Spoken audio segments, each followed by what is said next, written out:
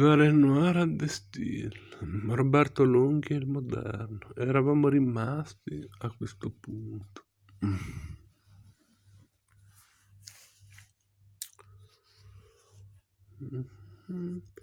Il periodo che va dal 22 agli anni della guerra, quando si smorzano le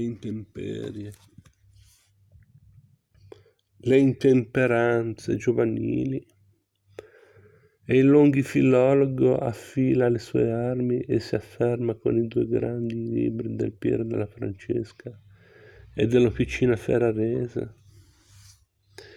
Si conclude con quei fatti di Masolino e di Masaccio che, lungi dallo svilire, come è stato detto, alla figura dell'artista innovatore, smantellano l'idealizzazione tradizionale per rivelare in modo moderno, senza mitologia, la carica di realismo e di scoperta dell'umano che egli condivideva con il suo soldale Donatello.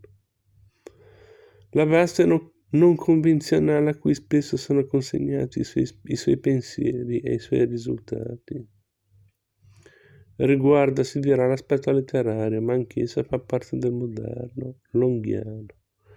Per il dialogo fra il Caravaggio e il Tiepolo del 1951, a cui si accompagna il dialogo del Caravaggio e di un cieco, del giovanissimo Carlo Volpe, egli invoca, per giustificare la formula desueta, l'autorità di Delacroix. Nel delineare come un romanzo la monografia del Caravaggio, scritta l'anno seguente, penserà di riprendersi allo Giusti,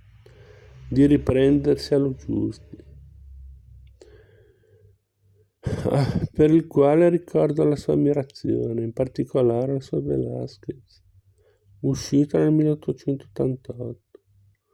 E questo dice molto sulla sua consapevolezza che una monografia doveva mettere in luce l'artista e non si poteva più affrontare con i metodi della lettura meramente formale.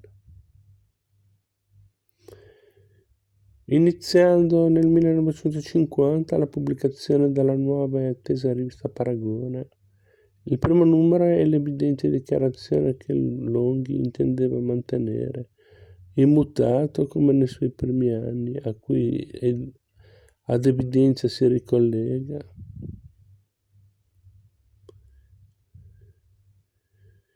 il dialogo tra l'antico e il moderno.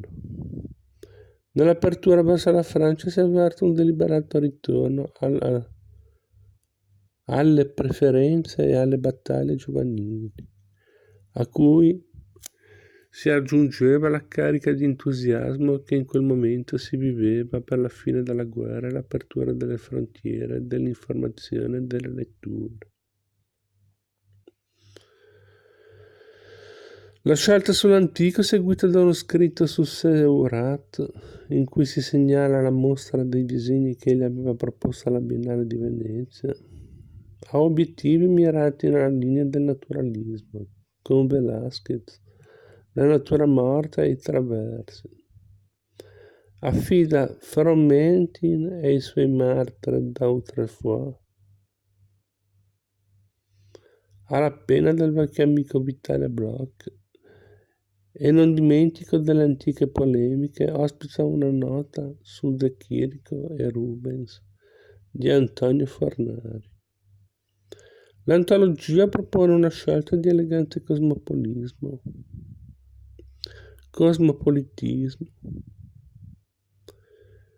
che alterna due scrittori francesi, l'uno del Settecento, il conte di Caylus, e l'altro moderno, Marcel Proust, al libro di sempre, la storia pittorica dell'Italia di Luigi Lanzi.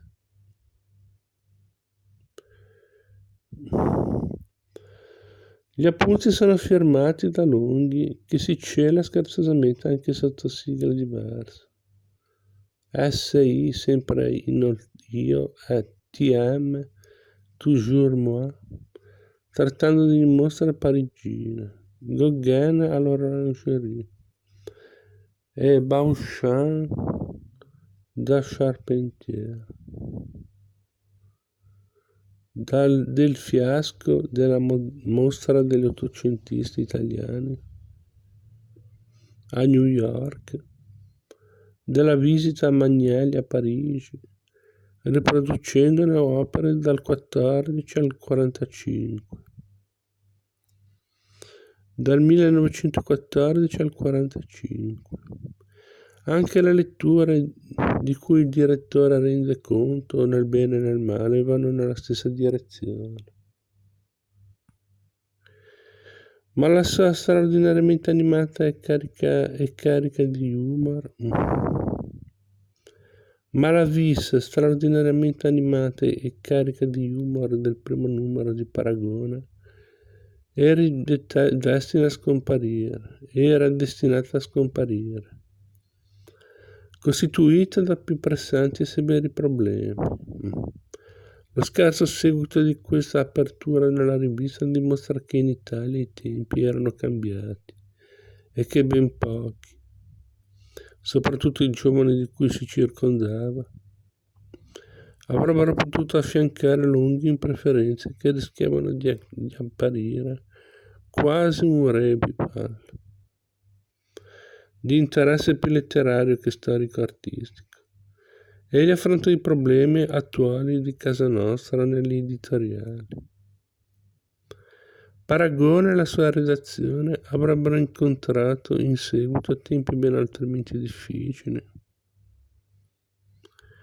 E non sarebbe più stato il caso di scherzare.